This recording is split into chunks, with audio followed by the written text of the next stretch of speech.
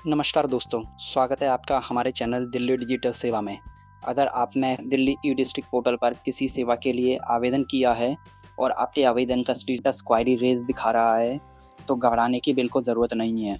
इसका मतलब यह नहीं है कि आपका आवेदन रिजेक्ट हो गया है। इसका केवल यह अर्थ है कि संबंधित अधिकारी ने आपके आवेदन में किसी जानकारी या दस्तावेज़ को लेकर स्पष्टीकरण माँगा है। आज की इस वीडियो में हम एक वास्तविक उदाहरण के माध्यम से समझेंगे कि दिल्ली ई डिस्ट्रिक्ट पोर्टल पर क्वेरी रेज़ का जवाब कैसे दें, कौन-कौन से दस्तावेज़ द्वारा अपलोड करने पड़ सकते हैं और आवेदन को सफलतापूर्वक कैसे सबमिट करें। सबसे पहले हम गूगल पे टाइप करेंगे ई डिस्ट्रिक्ट दिल्ली, उसके बाद यहाँ पहले दिए गए लिंक पर हम क्लिक करेंगे। लिंक पर क्लिक करने के बाद हम ई डिस्ट्रिक्ट दिल्ली के पोर्टल पर आ जाएंगे। यहाँ लॉगिन वाले सेक्शन पर क्लिक करेंगे। क्लिक करने के बाद यहाँ हम अपना यूज़र आईडी, पासवर्ड और कैप्चा फिल करके लॉगिन करेंगे। इसके बाद हम अपने डैशबोर्ड पर आ जाएंगे। डैशबोर्ड पे आने के बाद आप यहाँ अंडर ऑब्जेक्शन वाले सेक्शन में देख सकते हैं कि हमने एक एससी सर्टिफिकेट के लिए अप्लाई किया था, जिस पर एक क्वेरी आई है। तो आप इस पर क्लिक करेंगे। क्लिक करने के बाद यहाँ आपको दिखाएगा आपका application number, applicant name, status. जैसा कि आप देख सकते हैं स्टेटस में लिखा है क्वेरी रेज्ड, तो आप यहाँ क्वेरी रेज्ड वाले सेक्शन पर क्लिक करेंगे। इसके बाद आप यहाँ देख सकते हैं, यहाँ आपको ऑब्जेक्शन डिटेल बताई गई है, ऑब्जेक्शन कब की गई है उसकी डेट बताई गई है। ऑब्जेक्शन में आपको कोई एक रिमार्क भी इन्होंने लिख के भेजा है और जिसका स्टेटस अभी तक पेंडिंग आ रहा है। पेंडिंग इसलिए आ रहा है क्योंकि हमने इसको अभी जस्टिफाई नहीं किया। तो चलिए देखते हैं। सबसे पहले ऑब्जेक्शन डिटेल में यहाँ लिखा है एफिडेविट नॉट अटैच, जो कि इन्होंने ऑब्जेक्शन डाली थी 28/7/2026 को।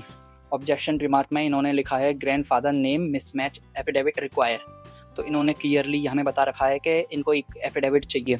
हमारे केस में क्या था कि जो हमने माइनर एप्लीकेंट के लिए अप्लाई किया था, जिसमें उसके पिता के आधार कार्ड को हमने अटैच किया था, पर जो उनके पिता थे उनके आधार कार्ड में और उनके एससी सर्टिफिकेट में उनके पिता का, यानी कि जो माइनर है, उनके दादाजी का नाम अलग था।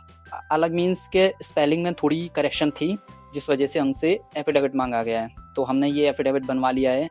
अगर आपके केस में भी यही सेम प्रॉब्लम आती है तो आप किसी भी स्टैम्प पेपर की शॉप पर जाकर हमें को ये दिखा सकते हैं और एक एफिडेविट बनवा सकते हैं। आप यहीं आगे देखेंगे तो आपको एक एक्शन वाला कॉलम दिया गया है, जिसके नीचे लिखा है जस्टिफाई। आप इस ऑप्शन पर क्लिक करके क्लिक करने के बाद ये आपको डॉक्यूमेंट वाले सेक्शन पर लेके जाएगा, जहां आप डॉक्यूमेंट अटैच करेंगे। सबसे पहले आपसे पूछा गया सिलेक्ट डॉक्यूमेंट टाइप, तो यहाँ पे आपको बहुत सारे ऑप्शन दिए गए हैं। जैसा कि हमसे एफिडेविट मांगा गया था, तो आप देख सकते हैं यहाँ पर कहीं भी एफिडेविट का ऑप्शन नहीं है, तो हम ऑप्शनल डॉक्यूमेंट 1 को चुनेंगे। यहाँ पे इस पे हम सिलेक्ट करने के बाद सेकंड हमसे पूछा गया है सिलेक्ट डॉक्यूमेंट। सिलेक्ट डॉक्यूमेंट में इसमें एक ही ऑप्शन है अदर, तो हम अदर पे क्लिक करेंगे, देन आगे प्रोसीड करेंगे। थर्ड में हमसे पूछा गया है नेम ऑफ इशूइंग डिपार्टमेंट और अथॉरिटी, तो हम यहाँ पे मेंशन कर देंगे government of NCT of Delhi, क्योंकि ये दिल्ली गवर्नमेंट ही इसको रेगुलेट करती है स्टैम्प पेपर के वर्क को, तो ये हमने यहाँ मेंशन कर दिया है। इसके बाद नेक्स्ट आपसे डॉक्यूमेंट नंबर पूछा गया है। इसमें आप इसका डॉक्यूमेंट नंबर जो भी होगा उसको आप टाइप करेंगे, यहाँ पे लिखेंगे। इसके बाद अपलोड डॉक्यूमेंट में आप चूज फाइल वाले ऑप्शन पर क्लिक करेंगे। क्लिक करने के बाद आप उस फाइल को अटैच करेंगे। अटैच करने के बाद आपके पास एक लास्ट ऑप्शन दिया गया है जस्टिफिकेशन रिमार्क, तो इस पर आप जस्टिफिकेशन लिखेंगे। जैसा कि हमसे एफिडेविट मांगा गया था, तो हमने यहाँ पे जस्टिफिकेशन लिख दी है, affidavit attached for grandfather name mismatch case. इसके बाद हम यहाँ पे जो बॉक्स दिया गया है इस पर टिक करेंगे, देन अपलोड पे क्लिक करेंगे। अपलोड पर क्लिक करने के बाद एक हमारे पास प्रीव्यू आएगा। प्रीव्यू में आप देख सकते हैं जो हमारी ऑब्जेक्शन डिटेल थी और ऑब्जेक्शन डेट थी, ऑब्जेक्शन रिमार्क था, सेम लिखा हुआ है। इसके बाद स्टेटस हमारा जस्टिफाइड आ गया है। पहले यहाँ पे पेंडिंग लिख के आ रहा था, अब जस्टिफाइड लिख के आ गया है। उसके बाद डेट ऑफ जस्टिफिकेशन, जिस डेट में आप यहाँ डॉक्यूमेंट अपलोड करेंगे वो डेट यहाँ पे आ जाएगी। जस्टिफाइड रिमार्क जो भी आपने लिखा था जस्टिफाइड रिमार्क वाले कॉलम में, वो सेम यहाँ पर आ जाएगा। और एक्शन में अब जो आपका भी जस्टिफाई लिख कर आ रहा था वो अब कंप्लीटेड लिख के आ रहा है। इसके बाद आप सबमिट टू रेक्टिफिकेशन वाला जो ऑप्शन दिया गया है इस पर क्लिक करेंगे। इस पर क्लिक करने के बाद आपको यहाँ क्लियरली दिखा रहा है your justification on objection has been submitted to rectification successfully. जो आपने जस्टिफिकेशन दी है वो आपके द्वारा सबमिट हो चुकी है।